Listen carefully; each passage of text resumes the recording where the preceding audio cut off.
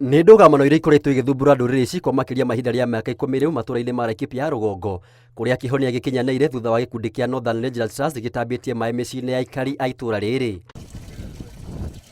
Gĩthima kĩa Narasha kĩenjirwo mwaka-inĩ wa 2023 kũnyotera aikari a kaunti ya Isiolo na Laikipia nyota wa maĩ, ĩndĩ gĩgĩtumũra ndũgamano gatagatĩ ka ndũrĩrĩ iria cikaraga matũũra marĩa magĩkuhĩrĩirie igũrũ rĩa ũrĩa ũbatiĩ kũhũthĩra maĩ maya na ũrĩa ũtabatiĩ, ũndũ ũrĩa wacũngĩrĩirie ikuũ cia andũ, ũici wa mahiũ na hahũ nene gatagatĩ ka ndũrĩrĩ ici. Hapa haikuwa mahali ya kukalika, kulisuka uhasama baina yetu sisi watu wa Laikipia pande ya Tiamamut na watu wa Oldonyiro pande ya Kipsing juu ya malisho, nyazi na pia maji. Tunashukuru Mungu kupitia haya maji tumeanza sasa kuwa ni mandugu. Kũringana na mũtaramu wa maĩ ũrĩa nowe mũrũgamĩrĩri mũbango-inĩ ũyũ wa gũtambia maĩ matũũra-inĩ maya Odupoi Kararu, andũ matanyihĩire 1000 nĩo makũgunĩka na maĩ matũũra-inĩ maya, oho makĩgwithanĩria ũrĩa megũkorwo makĩhũthĩrwo. Huu mradi ni mradi ambao umeletwa kwa njia ya amani kuweza kupatanisha jamii za Laikipia na Isiolo. Hapo mbeleni kulikuwa na uhasama kubwa katika hizi jamii mbili.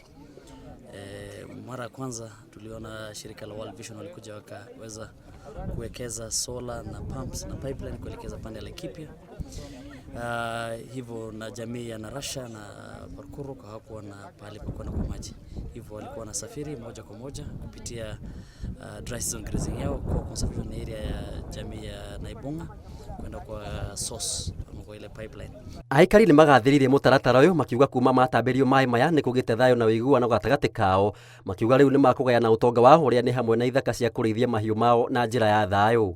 Kupitia NRT, kupitia peace committee wanaongeza na wazee na wamama, kupitia kiongozi yetu SCC Oldonyiro, SCC ya Criminal Division, tulisaidika kupata hiyo amani. Sasa tulipata maji, tunaweza tembea. Mimi nafanyanga biashara kuuza, kwenda kununua kuku na ninauza.